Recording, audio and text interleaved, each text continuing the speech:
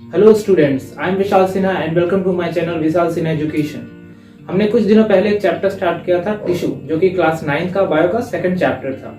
हमने उसमें plant tissue खत्म किया, उसके बाद एनिमल टिश्यू स्टार्ट किया था। एनिमल टिश्यू में जो हमारा लास्ट टॉपिक था वो कनेक्टिव टिश्यू का बोन था। बोन के बारे में मैंने बात किया था कि bone is the hardest connective tissue of the body. अब जो नेक्स्ट टॉपिक है वो हमारा ब्लड है। ब्लड क्या है? ब्लड फ्लूइड कनेक्टिव टिश्यू है। तो जानते हैं ब्लड करता है क्या? ब्लड ट्रांसपोर्टेशन में बहुत मेन रोल प्ले करता है। यानी हमारी बॉडी में न्यूट्रिएंट्स, एंजाइम, हार्मोन्स, ये सारी चीजें एक जगह से दूसरी जगह कैसे जा पाती है? ये ब्लड के हेल्प से ही जा पाती है। तो आइए स्टार्ट करते हैं ब्लड। लेकिन उससे पहले बोलना चाहूंगा कि अगर आपने इस चैनल को सब्सक्राइब नहीं किया है तो अभी सब्सक्राइब कीजिए, बेल आइकन को प्रेस कीजिए ताकि इस चैनल से रिलेटेड वीडियोस आपके पास जल्दी से जल्दी पहुंचे। और स्टार्ट करते हैं। ब्लड क्या है? Blood is a fluid connective tissue consist of matrix, plasma and formed elements। यानी ब्लड में कुछ पार्ट लिक्विड होगा, कुछ सॉलिड पार्ट होगा, और उसके अंदर जो फॉर्म्ड एलिमेंट्स है उसका मतलब हो गया कि जो मिनरल्स होते हैं उनके बारे में बात की जा रही है इसके अंदर। सेकेंड पॉइंट क्या है? 5 time more viscous than water. यानी ब्लड की जो विस्कोसिटी होती है वो 5 गुना ज्यादा होती है वाटर से। नेक्स्ट है पीएच इज 7.4। जो ब्लड का पीएच होता है वो 7.4 होता है। इसका मतलब क्या होता है? क्योंकि इसका मतलब ये है कि ब्लड हमारा स्लाइटली बेसिक है या स्लाइटली अल्कलाइन भी कहते हैं उसको। Blood is mainly made up of 2 parts, plasma and corpuscles. मान लो अगर मुझे ब्लड को डिवाइड करना है तो सबसे अच्छा तरीका क्या है कि मैं एक फिल्टर पेपर मैंने लिया, उस फिल्टर पेपर से मैंने ब्लड को फिल्टर किया। जब ब्लड को मैं फिल्टर कर रहा हूं उस दौरान क्या होगा? जो लिक्विड पार्ट होगा वो फिल्टर पेपर से पास हो जाएगा और जो सॉलिड पार्ट उसके अंदर होगा वो उसके ऊपर ही रह जाएगा। तो जो लिक्विड पार्ट नीचे पास हो जाता है उसको कहेंगे प्लाज्मा, और जो सॉलिड पार्ट उस फिल्टर पेपर के ऊपर रह गया उसको क्या कहेंगे? कॉर्पसस। तो एक ब्लड में जो 55% जो पार्ट होता है वो लिक्विड पार्ट होता है, तो वो कौन ऑक्यूपाई करेगा? प्लाज्मा। एंड 45% कॉर्पसस। कॉर्पसस क्या होते हैं? वो जनरली सेल्स होते हैं, इसीलिए तो वो सॉलिड पार्ट थे, तो इसीलिए फिल्टर पेपर के ऊपर रह गए। नेक्स्ट है प्लाज्मा पढ़ते हैं हम लोग। प्लाज्मा क्या है? Plasma helps in transportation of CO2। आपको पता होगा रेस्पिरेशन में हम क्या करते हैं? ऑक्सीजन इनटेक करते हैं। वो ऑक्सीजन सारे ऑर्गन्स तक, सारे टिश्यूज तक जाता कैसे? वहां हमारा ब्लड का एक part RBC, red blood cell, वो सारे ऑक्सीजन को ले जाता है हर एक टिश्यू, हर एक सेल्स तक। लेकिन वहां से जब CO2 लाने की बारी आती है तो वो CO2 ये प्लाज्मा लेकर आएगा। यानी वो CO2 इस प्लाज्मा के साथ ही आएगा हमारे लंग्स के पास, और हमारे लंग्स के थ्रू फिर हम बाहर उस एयर को रिलीज करेंगे। तो यहाँ देखेंगे help in transportation of CO2 का ट्रांसपोर्टेशन में हेल्प कर रहा है। नेक्स्ट है एंटीबॉडी फॉर्मेशन। एंटीबॉडी का आपने नाम सुना होगा, अभी कोरोना के केस में आपने शायद एंटीबॉडी बहुत सुना होगा। एंटीबॉडी क्या है? ये कुछ मॉलिक्यूल्स होते हैं हमारी बॉडी के अंदर जो कि रिस्पॉन्ड करते हैं किसी फॉरेन मटेरियल के अगेंस्ट रिस्पॉन्ड करते हैं। नेक्स्ट है ब्लड क्लॉटिंग। हमारा प्लाज्मा ब्लड क्लॉटिंग यानी ब्लड को जमने में भी हेल्प करता है। जब हमें चोट लग जाती है, ब्लीडिंग होने लगती है, उस दौरान हमारे ब्लड को क्लॉट होने में इसका मेन रोल प्ले होता है। It contains water. इसके अंदर क्या क्या है आप देखते हैं प्लाज्मा के अंदर। वाटर का जो अमाउंट है वो 90 to 92% है। इसके अंदर प्रोटीन्स भी होते हैं जो 7 to 8% है, मिनरल्स है 0.8% एंड ग्लूकोज 0.1%। इनके अंदर प्रोटीन देखते हैं। प्रोटीन्स इंपॉर्टेंट है इसलिए मैंने प्रोटीन्स बताया। तो 3 टाइप के प्रोटीन इस प्लाज्मा के अंदर पाए जाते हैं। पहला है सीरम एल्बुमिन। सीरम एल्बुमिन क्या करता है? मेंटेन ब्लड विस्कोसिटी, यानी ब्लड की विस्कोसिटी को मेंटेन करता है। यानी मैं इस पॉइंट की बात कर रहा हूं, यानी blood is 5 time more viscous than water. इसका रीजन क्या है? क्योंकि उसके अंदर सीरम एल्बुमिन है जो कि मेंटेन करता है इस विस्कोसिटी को। नेक्स्ट है सीरम ग्लोबुलिन, एंटीबॉडी फॉर्मेशन। यानी second point, antibody formation plasma में यही करेगा, यानी उन मॉलिक्यूल्स को फॉर्म करेगा, बनाएगा जो मॉलिक्यूल्स किसी फॉरेन मटेरियल के अगेंस्ट रिस्पॉन्ड करने वाले हैं। नेक्स्ट है fibrinogen. Fibrinogen fibres like material होते हैं जो कि हमारे प्लाज्मा के अंदर या ब्लड के अंदर होते हैं। तो ये क्या करेंगे? ब्लड क्लॉटिंग में। यानी समझो कि अगर हमें चोट लगती है तो उस रीजन को सिला जाता है, यानी उसके अंदर पहले फाइबर्स आते हैं छोटे छोटे, उसके बाद वो ब्लड वहां क्लॉट हो पाता है। तो वो फाइबर्स को फाइब्रिनोजेन कहेंगे। फाइब्रिनोजेन ये फाइबर्स बनाने वाले सेल्स होते हैं, फाइब्रिनोजेंस, जो कि उन फाइबर्स को बनाएंगे और ब्लड क्लॉटिंग में हेल्प करेंगे। आप किसी पैथोलॉजी लैब में गए होंगे, तो पैथोलॉजी लैब में जाने के बाद क्या होता है कि हमारा ब्लड थोड़ा सा वो पैथोलॉजिस्ट लेता है और उसी ब्लड के आधार पे हमारे ब्लड के अंदर कौन सी चीजें ज्यादा कौन सी चीजें कम है ये एग्जामिन करता है और बता देता है। तो आखिर किसी ने बोला कि आपके ब्लड के अंदर ग्लूकोज बहुत ज्यादा बढ़ा हुआ। तो ये कैसे बोला? उसने तो मेरे ब्लड को निकाला भी नहीं, पूरा का पूरा ब्लड नहीं निकाला, उसने तो थोड़े अमाउंट ऑफ ब्लड में निकाला और ऊपर से मुझे बोल रहा है कि आपके बॉडी में ग्लूकोज का लेवल ज्यादा है। तो ये कैसे होता है? ये कंपैरिजन से होता है। यानी वो 100 ml ऑफ ब्लड को क्या करता है, लेता है और उसको एग्जामिन करता है, उसके अंदर जो अमाउंट है उसके आधार पे पता लगाता है कि हमारी बॉडी में किस चीज का अमाउंट कितना ज्यादा या कम है। तो एक नॉर्मल पर्सन के अंदर ये अमाउंट कैसा होता है मैंने ये बताया नोट के अंदर।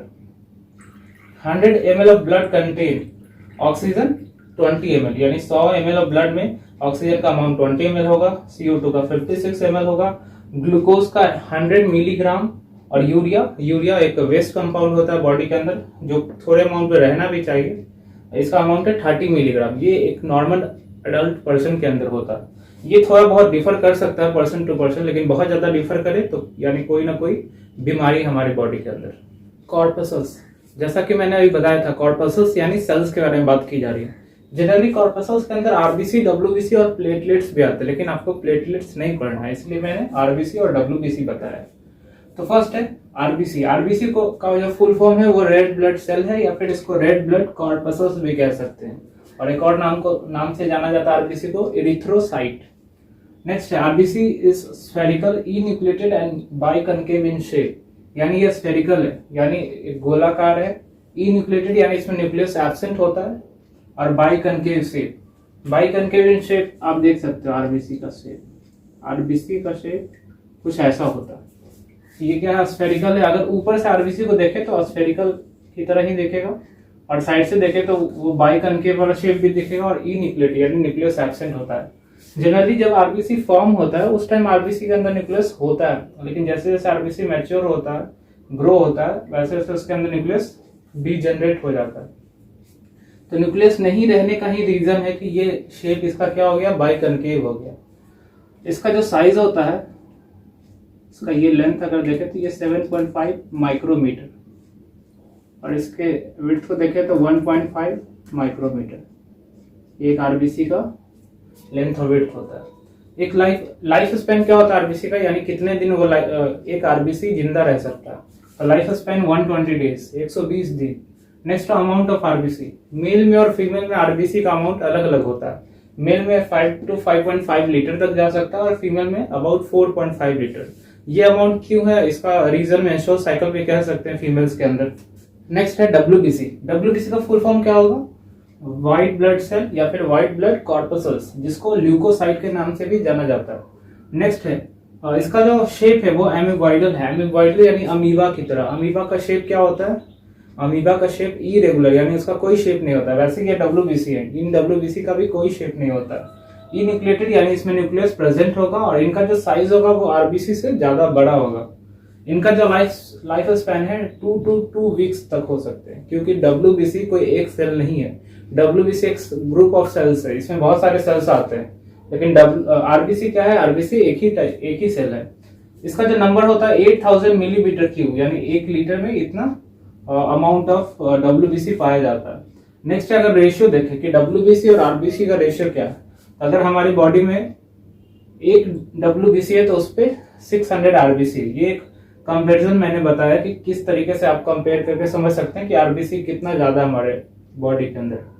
डब्ल्यूबीसी को डिवाइड किया गया 2 ग्रुप में, एक ग्रैनुलोसाइट और ग्रैनुलोसाइट। पहले इधर वाला समझ लेते हैं। इसके नीचे मैंने लिखा है लॉबलेटेड न्यूक्लियस एंड ग्रैनुलर साइटोप्लाज्म। इसका जो अगर साइटोप्लाज्म हम देखें इन सेल्स का साइटोप्लाज्म के अंदर ग्रैन्यूल्स यानी ऐसे स्ट्रक्चर होते हैं, इसीलिए ग्रैनुलर साइटोप्लाज्म कहा गया। और इसमें जो न्यूक्लियस होते हैं कुछ इस तरीके से न्यूक्लियस होते हैं, यानी ये जो निकला हुआ रीजन है, ये जो निकला हुआ रीजन है, इसीलिए इसको कहा जाता है लॉबुलेटेड, यानी लोब्स में बटा हुआ। और इसके अंदर जो सेल्स होंगे, इसके अंदर एक ग्रैनुलोसाइट है, यानी नॉन लॉबुलेटेड न्यूक्लियस है, और ग्रैन्यूल्स भी एब्सेंट होते हैं साइटोप्लाज्म में। तो ये सिंपल इस तरीके का सेल होगा, एक ग्रैनुलोसाइट। इसके अंदर 2 सेल्स आते हैं, मोनोसाइट और लिम्फोसाइट। मोनोसाइट पूरे डब्ल्यूबीसी का 2% होता है, और लिम्फोसाइट 28%। अगर लार्जेस्ट डब्ल्यूबीसी पूछा जाए हमारे बॉडी के अंदर तो वह है मोनोसाइट, जो सबसे बड़ा डब्ल्यूबीसी यानी सबसे बड़ा सेल है डब्ल्यूबीसी के अंदर। नेक्स्ट है ग्रैनुलोसाइट के अंदर एसिडोफिल्स, जिसको एक और नाम से जाना जाता है इस्नोफिल्स। जिसका जो परसेंटेज है वो 3%। ये हमारे WBC में 3% ही होता है। बेसोफिल्स 0.5% और न्यूट्रोफिल्स 67%। ये इतने सारे सेल्स WBC के अंदर होते हैं। कितने? 5 तरीके के सेल्स। और इसके अंदर भी बहुत सारे टाइप्स होते हैं, जैसे लिम्फोसाइट के अंदर भी आप जा सकते हो, बी लिम्फोसाइट, टी लिम्फोसाइट, फिर उसके अंदर भी। तो उतना डीप में हमें नहीं जाना है, ये हम क्लास 9th कर रहे हैं और मैं इस लेवल पे लेके चल रहा हूँ कि अगर आप हायर स्टडी जब करने जाओ तो आपका बेस बहुत अच्छा रहेगा अगर आप इन चीजों को कंप्लीट करके रखते हो। तो यहाँ ध्यान देने वाली बात है कि ये जो WBC है, ये WBC में जो अलग अलग सेल्स है वो अलग अलग काम करते हैं। कोई एलर्जिक रिएक्शन में रिस्पॉन्ड करेगा, कोई बॉडी में फीवर कराएगा, कोई बॉडी में किसी फॉरेन मटेरियल के अगेंस्ट वर्क करेगा। तो ये अलग अलग फंक्शन अलग अलग सेल परफॉर्म करते हैं WBC के अंदर। नेक्स्ट है lymph. Lymph generally class 9th के सिलेबस में नहीं आता, लेकिन फ्लूइड कनेक्टिव टिश्यू में हमने ब्लड के बारे में बात कर लिया, तो एक लिम्फ के बारे में भी बात कर ही लेते हैं। लिम्फ को 2 और नाम से जाना जाता है, इंटरस्टिशियल फ्लूइड और टिश्यू फ्लूइड। इंटरस्टिशियल का मतलब होता है वैकेंट स्पेस। देखते हैं next point, it is a colourless fluid. ये इसका कोई कलर नहीं होता, ये कलरलेस होता है लिम्फ। नेक्स्ट है, it is same as blood which lack RBC and some larger proteins. अगर लिम्फ और ब्लड में डिफरेंस देखा जाए तो बस डिफरेंस थोड़ा सा का माइनर डिफरेंस है, यानी रेड ब्लड सेल जो ब्लड में रहता था, यहाँ RBC में वो रेड ब्लड सेल एब्सेंट होगा। इसीलिए तो इस लिम्फ का जो कलर है क्या है, वो कलरलेस है। और ब्लड हमारा रेड होता है, क्यों? क्योंकि RBC के अंदर ही तो पिगमेंट था, हीमोग्लोबिन। उसी पिगमेंट के कारण हमारा ब्लड रेड कलर का होता है। नेक्स्ट देखेंगे, when the blood circulate in blood capillaries, blood diffuse out in the tissue through blood vessel, leaving proteins and RBC inside blood vessels। पहले ये सोच लेते हैं, हमारे बॉडी के अंदर जब ब्लड नाम का एक लिक्विड था ही, तो लिम्फ नाम का एक लिक्विड क्यों आया? ये लिम्फ आया नहीं, ये लिम्फ खुद ब खुद बना, यानी ये लिम्फ कुछ अलग नहीं है। अभी भी बात किया था ब्लड ही। क्या होता है, जब हमारी बॉडी से हार्ट से ब्लड निकल कर जाता है अलग अलग ऑर्गन्स अलग अलग टिश्यू के पास, तो वहां ब्लड वेसल से वो ब्लड बाहर निकल जाते हैं, बाहर निकल के सारे टिश्यूज तक पहुंच जाते हैं और फिर से वो ब्लड फिर से उन ब्लड वेसल्स के अंदर आते हैं और फिर से हार्ट के पास पहुंचते हैं। यानी सारे के सारे ब्लड को हार्ट तक ही पहुंचना है और हार्ट से ही जाना है। ये रूल फिक्स है हमारे बॉडी के अंदर। तो ये लिम्फ क्या होता है, ये वो लिक्विड है जो कि टिश्यू के अंदर जाने के बाद वो बैक फ्लो नहीं हो पाता, यानी फिर से ब्लड वेसल के अंदर नहीं आ पाता। और जब एक ब्लड वेसल, जैसे मान लो मैंने ये ब्लड वेसल है, अगर ये इस ब्लड वेसल से कुछ लिक्विड यानी ब्लड बाहर आ गया, इसके अंदर RBC अंदर ही रह गए और कुछ प्रोटीन्स अंदर ही रह गए, तो जो लिक्विड बाहर आया उसको लिम्फ कहेंगे, क्योंकि इस लिक्विड के अंदर RBC तो है ही नहीं। तो यही याद रखना है, यानी अगर ये फ्लूइड फिर से बैक फ्लो नहीं आता है ब्लड वेसल के अंदर, तो ब्लड की कमी हो जाएगी हमारे बॉडी के अंदर। हमारे हार्ट को ब्लड पहुंचेगा ही नहीं, हमारे हार्ट को ब्लड नहीं पहुंचेगा तो हार्ट पंप कहां से करेगा? तो ये सबसे बड़ा प्रॉब्लम था बॉडी के अंदर। तो इस प्रॉब्लम को सॉल्व करने के लिए एक सिस्टम आता है, जैसे वास्कुलर सिस्टम यानी ब्लड वेसल वाला सिस्टम था, वैसे ही है lymphatic system. A spherical system called lymphatic system present in our body which drain tissue fluid। यानी ये वो सिस्टम है जो कि टिश्यू के अंदर से वो लिक्विड यानी वो लिम्फ को निकालते हैं किसके थ्रू? Lymph vessel. वहां ब्लड वेसल जो ब्लड को रिलीज कराता था, और यह है लिम्फ वेसल जो वहां से लिम्फ को निकालता है, ड्रेन करता है और बड़े बड़े वेन्स में डाल देता है ताकि आसानी से हार्ट तक पहुंच पाए। यानी इन फ्लूइड का, इन लिक्विड का लॉस नहीं होने देता बॉडी के अंदर। तो यही था हमारा लिम्फ और लिम्फेटिक सिस्टम, इसको ध्यान में देंगे, लिम्फेटिक सिस्टम। नेक्स्ट हमारा मस्कुलर टिश्यू, हमारा तीसरा टिश्यू। फर्स्ट एपिथेलियल, दूसरा क्या था हमारा? कनेक्टिव टिश्यू, तीसरा मस्कुलर टिश्यू। मस्कुलर टिश्यू क्या है? इसमें डिवीजन का पावर लगभग नेग्लिजिबल यानी बहुत कम होता है। देखते हैं, consist of elongated cell called muscle fibre which is responsible for movement in our body. यानी ये मस्कुलर टिश्यू पतले पतले फाइबर से बना हुआ है, इसको मसल फाइबर्स कहते हैं, और यही मसल फाइबर्स एक साथ बाइंड होकर मसल बंडल बनाते हैं। नेक्स्ट है muscle have specialised contractile protein. इस मसल के अंदर एक प्रोटीन होता है जिसके अंदर 2 प्रोटीन्स होते हैं, एक्टिन और मायोसिन। यही दोनों प्रोटीन क्या होते हैं? कॉन्ट्रैक्ट और रिलैक्स होते हैं, और इसी कारण कॉन्ट्रैक्शन हो पाता है हमारी बॉडी के अंदर। तो जनरली ये मस्कुलर टिश्यू 3 टाइप के होते हैं। फर्स्ट है स्केलेटल मसल, दूसरा स्मूथ मसल और तीसरा है कार्डिक मसल। तो ये 3 टाइप के मसल हमारी बॉडी के अंदर पाए जाते हैं, skeletal muscle, smooth muscle and cardiac muscle. सबसे पहले आप इन तीनों के डायग्राम को देखो और उसके बाद एग्जाम्पल को देखो, ताकि पहले हम आसानी से समझ पाए इसको। इसमें मैंने एग्जांपल लिखा है ट्राइसेप बाइसेप्स, यानी इस मसल को ट्राइसेप्स और नीचे वाले को, ऊपर वाले को बाइसेप्स और नीचे वाले को ट्राइसेप्स कहा जाता है। खासकर हमारी बॉडी के अंदर जितने भी मसल्स है जो हमको मूवमेंट में हेल्प करते हैं वो सारे मसल्स इस स्केलेटल मसल के एग्जांपल में आ जाएंगे। दूसरा स्मूथ मसल, यानी वो मसल जो मूवमेंट करता है लेकिन हमारे कंट्रोल में वो मूवमेंट नहीं है, वो मसल स्मूथ मसल के अंदर आ जाएंगे। जैसे एलिमेंट्री कैनाल, यानी डाइजेस्टिव सिस्टम में आपने पढ़ा होगा alimentary canal. Blood vessels, uterus, uterus female reproductive system के अंदर पढ़ा होगा। तो ये सब मसल के अंदर कॉन्ट्रैक्शन रिलैक्सेशन ये होता है हमारे बिना विल पावर, यानी हम बिना चाहे हुए होगा। बॉडी में रिक्वायरमेंट होगी तो ये मसल के अंदर कॉन्ट्रैक्शन अपने आप होगा, ना कि हम चाहेंगे तब होगा। कार्डियक मसल में क्या होता है, एक ही एग्जांपल है हार्ट। तो हार्ट का पता है, हार्ट ये बहुत स्पेशल टाइप ऑफ मसल है कार्डियक मसल। अब देखते हैं, फर्स्ट पॉइंट है स्ट्रेटेड मसल। आपके एनसीईआरटी में स्केलेटल मसल को स्ट्रेटेड मसल कहा गया है, लेकिन एक्चुअली स्ट्रेटेड इसलिए कहा जाता है कि इसके अंदर ये अरेंजमेंट दिख रहे हैं, यानी ऐसा लगता है कि व्हाइट एंड डार्क बैंड दिख रहे हैं। तो नोट में मैंने लिखा है muscle showing alternate light and dark band is called striated muscle, यानी वैसे मसल जिसके अंदर अल्टरनेट लाइट और डार्क बैंड दिखते हैं उनको, वैसे मसल्स को स्ट्रेटेड मसल कहा जाता है। और इस अरेंजमेंट को स्ट्रिएशन कहा जाता है, स्ट्रिएशन। तो देखते हैं ये स्ट्रेटेड मसल है, इसके अंदर ऐसे स्ट्रक्चर दिख रहे हैं। ये नॉन स्ट्रेटेड है, यानी इसमें स्ट्रेशन नहीं दिख रहा है। और ये भी स्ट्रेटेड मसल है, कार्डियक मसल भी स्ट्रेटेड मसल है। दूसरा, इस मसल में जो फाइबर्स हैं, एक फाइबर के अंदर न्यूक्लियस एक से ज्यादा होंगे, इसीलिए मल्टी न्यूक्लिएटेड। वॉलेंट्री का मतलब क्या होता है, यानी वैसे मूवमेंट जो हम सोचे और कर पाए वो वॉलेंट्री, यानी हमारा बोलना, हमारा खाना, हमारा चलना, हमारा दौड़ना, ये सब मूवमेंट हम चाहते हैं और कर पाते हैं। तो ये सारे मूवमेंट को क्या कहेंगे, वॉलेंट्री मूवमेंट। तो ये वॉलेंट्री है। तीसरा सिलेंड्रिकल, यानी ये सिलेंड्रिकल इन शेप होगा और इसमें कोई ब्रांचिंग नहीं होती है। दूसरा है ये यूनिन्यूक्लिएटेड, यानी एक फाइबर के अंदर एक ही न्यूक्लियस। इनवॉलेंट्री, यानी इसको कंट्रोल नहीं किया जा सकता विल पावर के द्वारा। स्पिंडल शेप, इसका जो शेप है, इस शेप को कहा जाता है स्पिंडल शेप्ड। और अनब्रांच, इसमें भी कोई ब्रांचिंग नहीं दिखती हमें। तीसरा इधर यूनिन्यूक्लिएटेड, इसमें भी एक ही न्यूक्लियस होगा एक फाइबर के अंदर। इनवॉलेंट्री, यानी ये भी अपने आप होता है। तीसरा सिलेंड्रिकल, इसका जो शेप है वो सिलेंड्रिकल है। और ब्रांच, इसमें ब्रांचिंग हमें दिख रही है, यानी ब्रांच कौन सा मसल है, सिर्फ और सिर्फ कार्डियक मसल है, बाकी ये दोनों अनब्रांच मसल है। तीसरा देखते हैं, अभी भी मैंने बताया था कि ये मसल फाइबर्स क्या होते हैं, मिलकर एक साथ बंडल बनाते हैं और वही बंडल को मसल कहा जाता है। तो bundle of muscle fibres are arranged in parallel bundle. Skeletal muscle के अंदर इनके फाइबर्स पैरेलली अरेंज होते हैं। स्मूथ मसल के अंदर पैरेलली अरेंज नहीं होते, इरेगुलर अरेंज होते हैं। और इसमें ब्रांच तो होते हैं लेकिन इसमें भी इरेगुलर ही अरेंजमेंट होता है कार्डियक मसल में। तीसरा अटैच टू बोन, यानी ये मसल्स हमारे बोन से डायरेक्ट अटैच होते हैं, यानी हमारे बोन्स के आसपास जितने भी ज्यादातर जो मसल्स हैं वो सब स्केलेटल मसल है। Non attach to bones, not attach to bones, यानी ये बोन से अटैचमेंट नहीं होता है इसका। और इसमें भी, यानी हमारे हार्ट का भी कोई मसल बोन से अटैच नहीं होता। तो बोन से अटैचमेंट बस ये वाला मसल शो करता है, स्केलेटल मसल।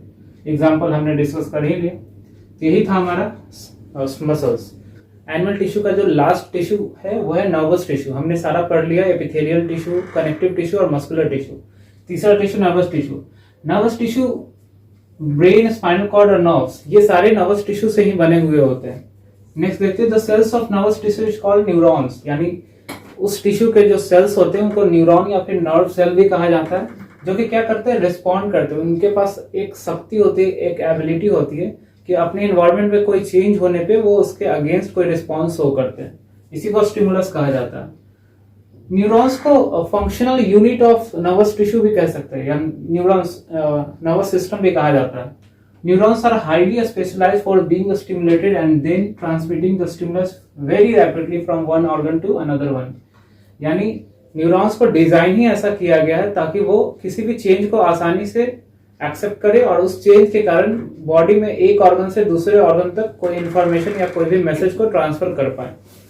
नेक्स्ट है, neurons are consist of cell body. Neurons किन किन चीजों से बना होता है, इन दोनों पॉइंट को देखने से पहले हम डायग्राम को देख लेते हैं, आसानी से समझ जाएंगे। ये मैंने एक नर्व सेल बनाया है, नर्व सेल या फिर न्यूरॉन भी कह सकते हैं।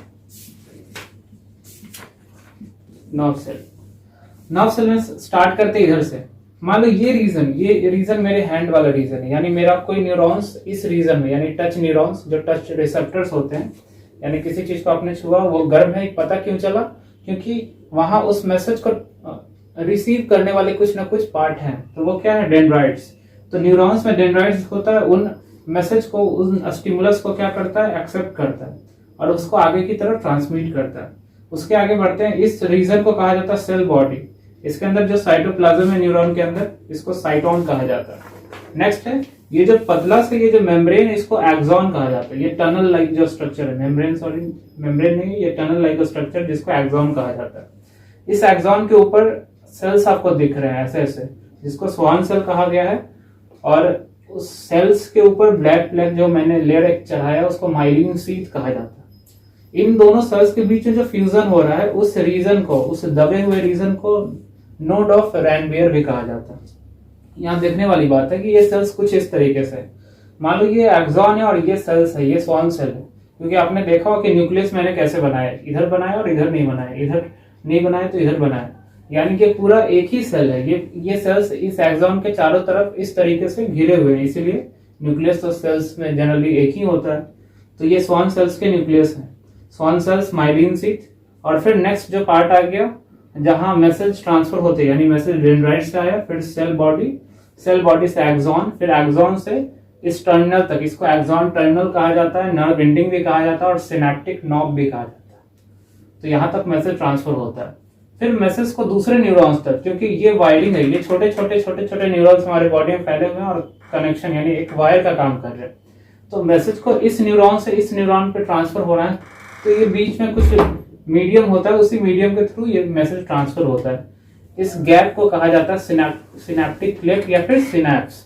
तो इस गैप को याद रखेंगे। और फिर नेक्स्ट है एडजेसेंट न्यूरॉन, यानी इस सिनेप्टिक नॉब से जब मैसेज ट्रांसफर हुआ तो वहां कुछ न्यूरल ट्रांसमीटर होते हैं, यानी कुछ ऐसे केमिकल जो इस मैसेज को इस तक पहुंचाते हैं। तो इसके डेंड्राइट्स पे जाकर वो मैसेज ट्रांसफर होगा, फिर से आगे उसी तरीके से मैसेज का ट्रांसफर होता जाएगा। यहाँ देखने वाली बात है, इन सेल्स के बारे में बात करते हैं। माइलिन शीथ, घर में जो हमारी वायरिंग होती है वो वायर कवर होता है। क्यों कवर होता है? ताकि करंट न लगे हमें। और यहाँ भी कुछ ऐसा ही रीजन है। ये माइलिन शीथ इसलिए स्वान सेल के चारों तरफ चढ़ा हुआ है कि ताकि जो मैसेज ट्रांसफर हो रहा है वो मैसेज कहीं इधर उधर से लीक ना हो, वो मैसेज ट्रांसफर होता रहे, आगे की तरफ ट्रेवल होता रहे। तो यही मैंने लिखा है इस पॉइंट में। Neurons are consist of, neuron किस चीज से बना हुआ है? Cell body. सेल बॉडी के अंदर न्यूक्लियस और साइटोप्लाज्म है, from which a long hair like part arises, जहां से एक हेयर लाइक पार्ट अराइज होता है जिसको एक्सॉन कहते हैं, जो कि एंड होता है नर्व एंडिंग से, या फिर सिनेप्टिक नॉब या फिर axon terminal. Cell body of neuron have many short branches called dendrites, यानी इस सेल बॉडी के न्यूरॉन्स हैं, इनमें इस सेल बॉडी में इस पार्ट को, ये जो ब्रांचेस निकले हुए इनको डेंड्राइट्स कहा जाता है। और यही रिसीव करते हैं स्टिमुलस को, यानी किसी चेंज को। यही था हमारा नर्वस टिश्यू। इसी के साथ हमारा ये चैप्टर टिश्यू समाप्त होता है। अगर इस पूरे चैप्टर से रिलेटेड कोई भी क्वेरी, कोई भी प्रॉब्लम आपको होता है तो आप पूछ सकते हो कमेंट में, मैं उसका जवाब दूंगा। और उम्मीद करता हूँ आपको ये चैप्टर बहुत अच्छे समझ में आया होगा। तो मिलते हैं नेक्स्ट वीडियो में।